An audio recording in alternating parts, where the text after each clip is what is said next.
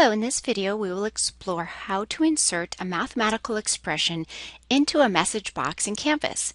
So suppose you're typing along and you want to include a mathematical expression like 1/2. So we say, hi everyone, here is my answer.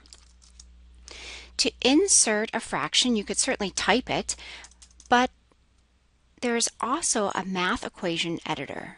Click on the pi symbol. At the top of the screen, click on the fraction, type 1/2, and then insert equation. And that certainly looks a lot nicer than what we would have typed in on our keyboard.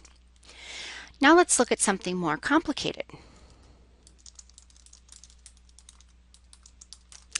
To type a more complicated expression, again, let's go to the pi and click in the message box.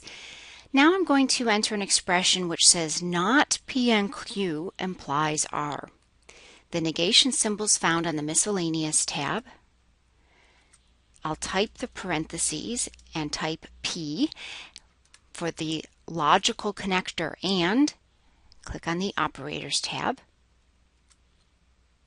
Click back in the message box, type Q, and now for our arrow, that's on the arrows tab.